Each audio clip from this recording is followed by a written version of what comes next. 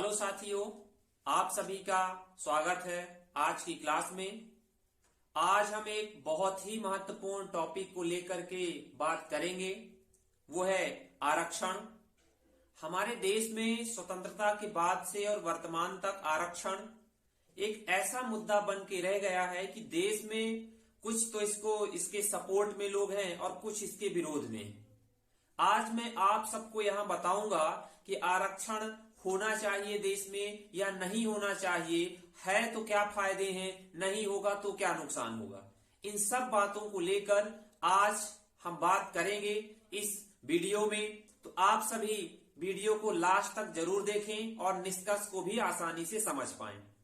हमारे देश में स्वतंत्रता से लेकर स्वतंत्र भारत में डॉक्टर बी.आर. अम्बेडकर ने सबसे पहले एसटी और एससी कैटेगरी के लोगों के लिए आरक्षण का प्रावधान किया। उसके बाद जो सरकारें आईं, इस आरक्षण की व्यवस्था को हर साल जो है या 2-4-10 साल में बढ़ाती चली गई और वर्तमान तक जो है आरक्षण की व्यवस्था हमारे देश में बनी हुई है। तो इस टॉपिक को आप थोड़ा अच्छे से समझने का प्रयास करेंगे तो आपको पता चल जाएगा कि देश में हमारे आरक्षण होना चाहिए या कि नहीं। आरक्षण यानी कि रिजर्वेशन देश में हमारी बात करें रिजर्वेशन की तो है किस भाग में संविधान के, तो भाग 16 में कुछ विशेष वर्गों के आरक्षण का प्रावधान किया गया है। यानी समाज का जो एक ऐसा तबका है जो समाज की मुख्य धारा से नहीं जुड़ पाया, उसके लिए संविधान निर्माण के समय ही भाग 16 में कुछ विशेष वर्गों के लिए आरक्षण का प्रावधान कर दिया गया था। ये है कितने अनुच्छेद में, तो 330 से लेकर के 342 आर्टिकल तक ये जो भाग 16 है वो प्रावधान करता है। आर्टिकल 330 क्या प्रावधान करता है कि लोकसभा में क्या एससी और एसटी कैटेगरी के लोगों के लिए सीटों का आरक्षण, लोकसभा में सीटों का आरक्षण एससी और एसटी कैटेगरी के लिए। तो एससी के लिए 44 सीटें हैं और एसटी के लिए 47 सीटों का प्रावधान लोकसभा में किया गया है। आर्टिकल 331 में क्या है, लोकसभा में 2 एंग्लो इंडियन के लिए सीटों का आरक्षण।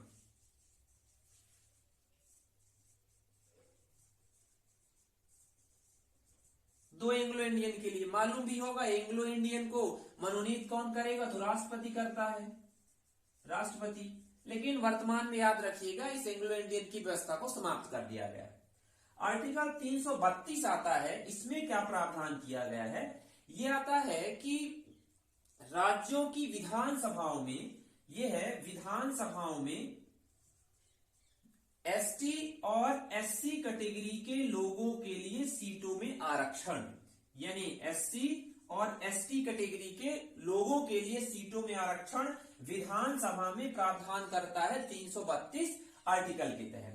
अब यदि हम बात करें कि मध्य प्रदेश के अंदर एसटी और एससी दोनों कैटेगरी के लिए कितनी कितनी सीटों का आरक्षण है, तो एससी कैटेगरी और एसटी कैटेगरी के लिए 35 और 47 विधानसभा की सीटों की व्यवस्था की गई है।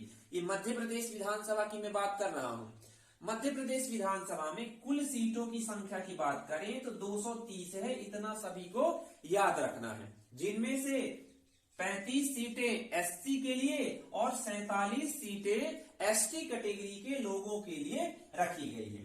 अब आर्टिकल 333 क्या प्रावधान करता है, विधानसभा में कौन से एंग्लो इंडियन के ही लोगों का प्रावधान या लोगों के लिए सीटों का आरक्षण, एंग्लो इंडियन के लिए ही। ये कौन नियुक्त करेगा, राज्यपाल। इसको भी याद रखिए, राज्यपाल नियुक्त करेगा एंग्लो इंडियन के लिए। अब क्या है, 338 क्या प्रावधान करता है, एससी एक क्या होगा, कमीशन होगा, मतलब आयोग होगा। एससी आयोग बनाया गया, यानी एससी कैटेगरी के लिए अनुसूचित जाति के लोगों के लिए अब 338 का क्या प्रावधान करता है? एसटी आयोग होगा, है ना। यानी याद रखिएगा 338 एससी आयोग और 338 का एस। आर्टिकल 339 जो है ये एससी और एसटी कैटेगरी के लोगों में कल्याण और प्रशासन चलाने की जिम्मेदारी किसकी होगी? केंद्र सरकार की। यानी ये क्या कह रहा है? आर्टिकल 339 एससी और एसटी के लिए कल्याण और प्रशासक जो है वो केंद्र सरकार की जिम्मेदारी होगी। आर्टिकल 338 में एससी आयोग और आर्टिकल 338 ए या 338 का में एसटी आयोग की व्यवस्था की गई है। बात करिए जैसे एससी को कितने प्रतिशत आरक्षण का प्रावधान वर्तमान में किया गया है, तो एससी कैटेगरी के लोगों को 15% का आरक्षण सरकारी नौकरियों में और शिक्षण संस्थानों में दिया गया है। उसी तरह से एसटी को आरक्षण जो है वो 7.5% हमारे देश में मिला हुआ है। तो एससी को जो है कितना? 15% और एसटी को जाकर के बात करें तो 7.5% आरक्षण का प्रावधान किया गया है। इसका मतलब क्या होगा? जैसे मान लीजिए कोई 100 सीटें निकलती हैं, वैकेंसियां किसी भी एग्जाम के लिए या किसी भी नौकरी के लिए, उसमें से 15 सीटें रिजर्व होंगी एससी कैटेगरी के लिए और 7.5 या 7.5 सीटें होंगी रिजर्व एसटी कैटेगरी के लिए, है ना। बात समझ आ गई होगी। अब आर्टिकल 340 क्या प्रावधान करता है? अन्य पिछड़ा वर्ग आयोग।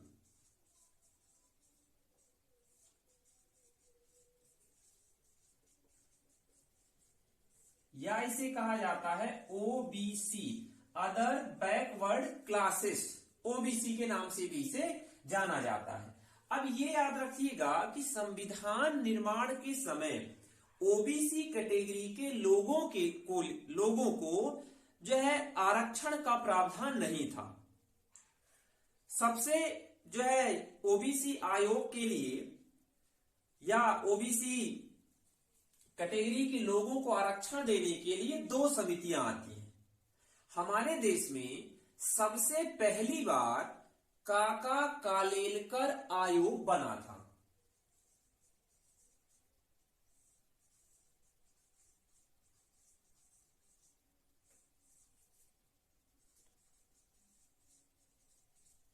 काका कालेलकर समिति, ये जो है 1953 में पंडित नेहरू थे प्रधानमंत्री, उन्हीं के समय पर ये समिति नेहरू जी द्वारा ही बनाई गई थी।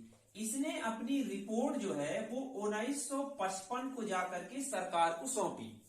काका कालेलकर आयोग ने बहुत ज्यादा सिफारिश भी नहीं की थी और जो कुछ भी सिफारिश की थी उसको सरकार ने माना भी नहीं था। इसके बाद दूसरा एक आयोग आता है पिछड़ा वर्ग के लिए, जिसे कहा जाता है मंडल आयोग। ये 1978 में कौन लाया था? 1977 में सभी को मालूम है कि इंदिरा गांधी की सरकार गिर जाती है देश में और मोरारजी देसाई जो है जनता दल से भारत के प्रधानमंत्री बनते हैं। अब मोरारजी देसाई द्वारा ही मंडल आयोग की स्थापना की गई थी।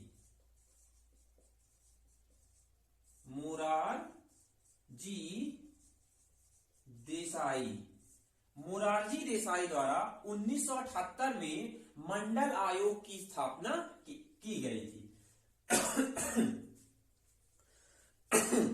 फिर मंडल आयोग ने देश में अलग अलग हिस्सों पर ऐसी जातियों की पहचान की जो कि पिछड़ा वर्ग के रूप में जिनकी पहचान हो पाए। इसने जाकर के 1980 में अपनी रिपोर्ट सौंपी। अब 1980 में जो है कांग्रेस की सरकार आ चुकी थी, यानी मोरारजी देसाई की सरकार गिर गई। उसी समय मंडल आयोग का बहुत ज्यादा विरोध हुआ। क्यों? क्योंकि इसने कहा क्या कि 27% आरक्षण किनको मिलना चाहिए? ओबीसी कैटेगरी के लोगों को 27% आरक्षण दे। ये किसने कहा?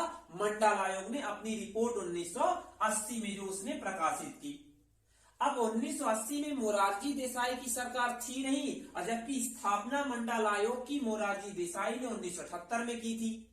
इसके बाद कांग्रेस में इंदिरा गांधी आती है, इनकी रिपोर्ट पर ध्यान नहीं दिया जाता मंडल आयोग की। उसके बाद राजीव गांधी आते हैं। अब राजीव गांधी के बाद विश्वनाथ प्रताप सिंह क्या बनते हैं? भारत के प्रधानमंत्री 1989 और 90 के समय में। तो 1990 में वीपी सिंह जो है भारत के प्रधानमंत्री बने। 1990 में वीपी सिंह की सरकार ने मंडल आयोग की रिपोर्ट या जो सिफारिश थी कि 27% आरक्षण ओबीसी कैटेगरी के लोगों को मिलना चाहिए, उसको स्वीकार कर लेती है। पूरे देश में वीपी सिंह की और कहा जाए तो मंडल आयोग की रिपोर्ट का विरोध होता है, और इसी सिफारिश को स्वीकार करने के बाद ही वीपी सिंह की सरकार भी गिर जाती है, क्योंकि वीपी सिंह कांग्रेस के थे और कांग्रेस के नेताओं ने ही वीपी सिंह का विरोध किया था।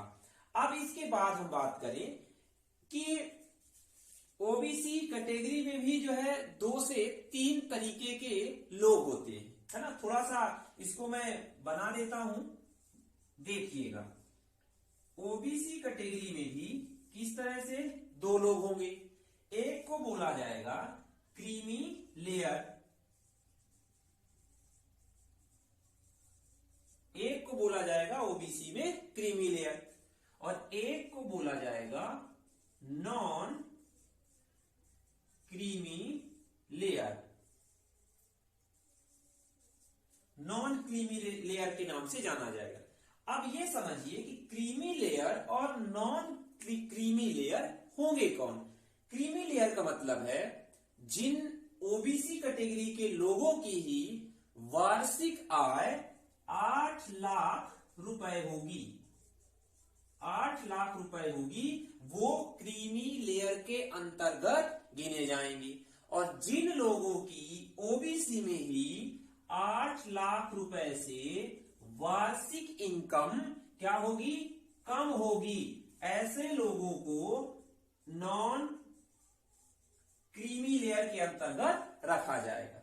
यानी अब ये 8 लाख रुपए से अधिक इनकी इनकम है, तो पहले से ही मलाई मार रहे हैं क्रीमी लेयर के लोग, तो इनको ओबीसी में तो रहेंगे, लेकिन ये 27% का आरक्षण नहीं मिलेगा। इतना याद रखना है। जो क्रीमी लेयर के लोग हैं वो हैं ओबीसी कैटेगरी के लोग ही, लेकिन ये पहले से ही आर्थिक रूप से संपन्न है, इसलिए इन्हें किसी भी तरीके का ओबीसी का आरक्षण नहीं होगा। जनरल कैटेगरी जैसे ही इनको जो है सुविधा मिलेगी, लेकिन होंगे ये ओबीसी में। जो नॉन क्रीमी लेयर के लोग होंगे जिनकी वार्षिक आय 8 लाख से कम होगी, उनको क्या माना जाएगा? इनको 27% के आरक्षण का लाभ। अब ओबीसी में ही एक बात और समझिए, ओबीसी में तो 2 भागों में बांटा गया, एक तो क्रीमी लेयर जो होंगे और एक होंगे नॉन क्रीमी लेयर। अब ओबीसी में ही एक होते हैं ईबीसी, यानी इन्हें कहा जाता है इकोनॉमिक बैकवर्ड क्लासेस। इसे शॉर्ट में बोला जाता है BC1।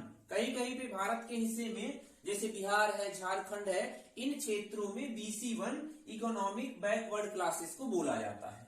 एक आता है BC यानी बैकवर्ड क्लासेस, इसे BC1 भी बोला जाता है। अब समझिए ये जो EBC है, BC1 है, BC है और BC2 है, ये BC2 कहलाएगा। तो ये जो इकोनॉमिक बैकवर्ड क्लास है ये BC1 के नाम से जाना जाएगा, यानी आर्थिक रूप से कमजोर, इन्हीं को बोला जाएगा नॉन क्रीमी लेयर।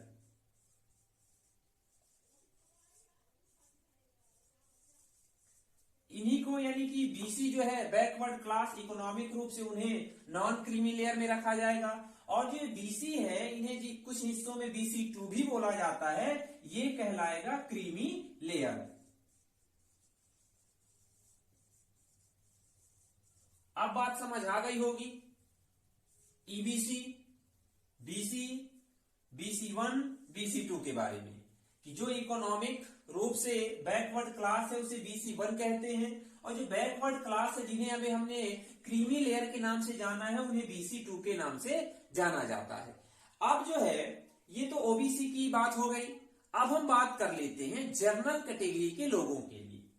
एक व्यवस्था जो है वो EWS के लिए भी लाई गई है, यानी अब जर्नल में भी दो कैटेगरी होगी, एक तो EWS होगा और एक जर्नल होगा। EWS को कितना 10% का रिजर्वेशन मिलेगा, और जो सामान्य वर्ग के जर्नल कैटेगरी के लोग बचेंगे उनको किसी भी तरीके का आरक्षण का प्रावधान ना तो शिक्षण संस्थानों में ना ही किसी सरकारी नौकरी में दिया जाएगा। अब EWS जो है ये आर्थिक रूप से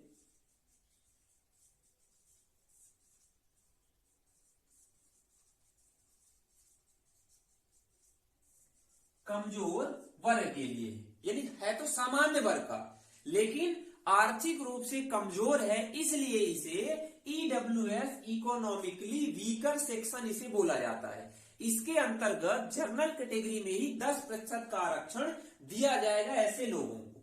इसमें क्या है, जिन लोगों की वार्षिक आय 8 लाख रुपए से क्या होगी, कम होगी, सामान्य वर्ग के लोग होंगे जिनकी वार्षिक आय 8 लाख रुपए से कम होगी, ऐसे लोगों को EWS के अंतर्गत रखा जाएगा।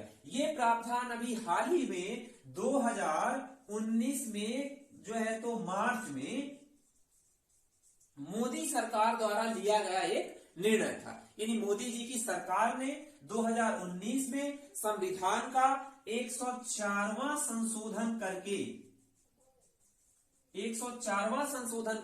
2019 में क्या कर दिया, सामान्य वर्ग के भी आर्थिक रूप से कमजोर वर्ग के लोगों को भी जिनकी वार्षिक इनकम 8 लाख रुपए से क्या होगी, कम होगी, उनको जो है 10% का आरक्षण का प्रावधान किया गया है।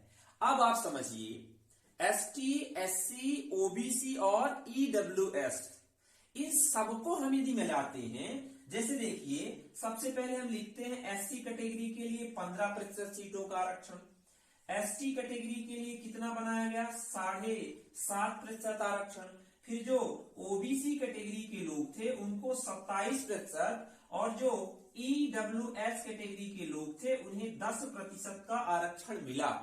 तो EWS से पहले जो है 49.5% पूरे देश में आरक्षण था, लेकिन EWS को जोड़ने के बाद हमारे देश में कुल मिलाकर के 59.5% का आरक्षण हो गया। अब बचे कितने जनरल कैटेगरी में लोग, जो बचे कितने 40.5% लोग। अब ये समझिए जैसे OBC को 27% आरक्षण मिला है, यानी 100 सीटों में से कितने 27 सीटों पर OBC कैटेगरी का व्यक्ति ही क्या होगा, चुना जाएगा। इसके अलावा ना तो SC का चुना जा सकता, ना ST का, और ना ही EWS का, और सामान्य का भी नहीं चुना जा सकता।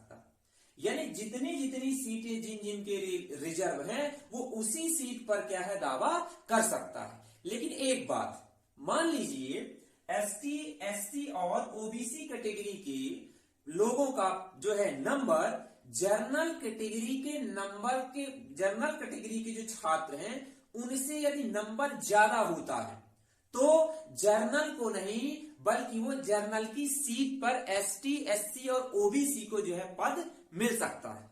समझिए जैसे हम बात करें कि जनरल कैटेगरी का कोई छात्र 76 नंबर लेकर के किसी एग्जाम में आता है, कंपटीशन एग्जाम में। अब इसी में से 40% जनरल के लिए सीटें बची हुई हैं, तो वैसे तो जो जनरल का छात्र है वो 40.5% पर ही इसकी जो है भर्ती हो सकती है। लेकिन यदि SC, ST और OBC कैटेगरी का कोई छात्र कितना लेकर के आ जाता है, मान लेते हैं 77 नंबर लेके आ जाता है, 77 नंबर, तब इस स्थिति में इस जर्नल वाले स्टूडेंट का इस सीट के अंतर नहीं होगा। लेकिन एक बात क्या है, ये जिन्होंने ये 77 नंबर प्राप्त किए हैं, एसटी हो, एससी हो, चाहे ओबीसी का हो, इसमें क्या होना चाहिए कि उसने अपनी एज में किसी तरीके की छूट नहीं ली होनी चाहिए। जैसे आप सभी को मालूम है कि यदि जनरल कैटेगरी के छात्रों के लिए उम्र 30 वर्ष होगी तो एसटी और एससी के लिए 5 वर्ष एक्स्ट्रा होती है और ओबीसी कैटेगरी के लिए 3 वर्ष एक्स्ट्रा रखी जाती है। जैसे इनके लिए यदि 35 और 35 वर्ष होगी जनरल के लिए, इसमें जो ओबीसी होगा वो 33 वर्ष और जो जर्नल होगा वो 30 वर्ष और ईडब्ल्यूएस के लिए भी एज में कोई छूट का प्रावधान नहीं है, तो उसके लिए भी 30 वर्ष की ही व्यवस्था की गई है। तो ये महत्वपूर्ण है कि जिस भी व्यक्ति एसटी, एससी और ओबीसी के छात्र ने जर्नल कैटेगरी के लड़के से ज्यादा नंबर ले आया है, वो एज में किसी तरीके की छूट नहीं होनी चाहिए। जैसे 30 वर्ष जर्नल के लिए तो 30 ही वर्ष वाला छात्र यदि नंबर लेके आता है 77, तो जर्नल की सीट पर जो है पद को या पोस्ट को प्राप्त कर लेगा। अब बात समझिए, मैं ना तो जर्नल का हिमायती हूं, न एसटी का हूं, न एससी और न ही ओबीसी का, ठीक है। मैं एक जो है देश में आरक्षण की हकीकत क्या चल रही है, मैं उसको आपके सामने प्रेजेंट करने का प्रयास कर रहा हूं, ठीक है। अब इनमें से जो कुछ लोग ऐसे होंगे जिनको बुरा भी लग सकता है कि सर ने हमारे लिए ऐसी ऐसी बातें कह दी, बुरा मत मानिएगा, है ना। मैं जो है यहाँ जर्नल और एससी एसटी किसी का विरोध नहीं करता हूँ, ना किसी का मैं सपोर्ट करता हूँ। देश में जो संवैधानिक स्थितियां हैं मैं उसको समझाने का आपको प्रयास कर रहा हूँ। अब जो है ये सीटों के प्रावधान के बारे में हमने जाना कि 15% एससी, 7.5% एसटी, 27% ओबीसी, 10% ईडब्ल्यूएस के लिए व्यवस्था की गई है। तो आज इस निष्कर्ष पे हम आ करके बात करेंगे कि यदि हमारे देश में आरक्षण की व्यवस्था है तो कुछ लोग तो इसके सपोर्ट में है, यानी जिन लोगों को आरक्षण मिल रहा है तो वो क्या सोचते हैं कि आरक्षण होना चाहिए, और जिन लोगों को यानी जिन सामान्य कैटेगरी के लोगों को आरक्षण का लाभ नहीं मिल रहा है वो आरक्षण के विरोधी हैं। तो इसमें होगा क्या कि संविधान ने जिन लोगों को आरक्षण दिया है वो तो बहुत ठीक है, क्यों? क्योंकि जो आर्थिक रूप से समाज का एक पिछड़ा हुआ वर्ग था उसे सामान्य कैटेगरी के बराबर लाने के लिए सरकार द्वारा किया गया प्रयास है। लेकिन आरक्षण से सामान्य व्यक्तियों को कोई नुकसान नहीं होता है। जैसे समझिए, मान लेते हैं इस तरह से कुछ जो है कैटेगरी के लोग हैं, इनमें से कुछ सामान्य वर्ग के लोग हैं और कुछ कैसे हैं, कुछ एसटी और एससी कैटेगरी के लोग हैं। अब इनमें मान लेते हैं सामान्य वर्ग का व्यक्ति इधर इतनी श्रेणी पे समाज में पहुंचा हुआ है, तो जो ये एससी या एसटी कैटेगरी का व्यक्ति समाज में एक आर्थिक रूप से पिछड़ा हुआ है, कमजोर है, उसको सरकार आरक्षण के माध्यम से थोड़ा सा धक्का दे रही है ना, पीछे से धक्का लगा रही है कि थोड़ा सा ये भी इनके बराबर आने का काम कर ले। ये है आरक्षण देश में। लेकिन सामान्य वर्ग अपना विकास करते रहें इसके लिए सरकार ने कोई रोक नहीं लगा रखी है। ये एससी और एसटी कैटेगरी के लोगों को थोड़ा सा पुश करे तो ये भी समाज की मुख्य धारा से जुड़ सके, ये है हमारे देश में आरक्षण का प्रावधान। मुझे ऐसी उम्मीद है आप सबको ये आरक्षण से संबंधित एक बहुत ही महत्वपूर्ण टॉपिक था वो बहुत अच्छे से समझ आया होगा। जिनको भी जो भी अभी सवाल हो वो कमेंट बॉक्स में जरूर करके बताएं, मैं उनका रिप्लाई भी करूंगा।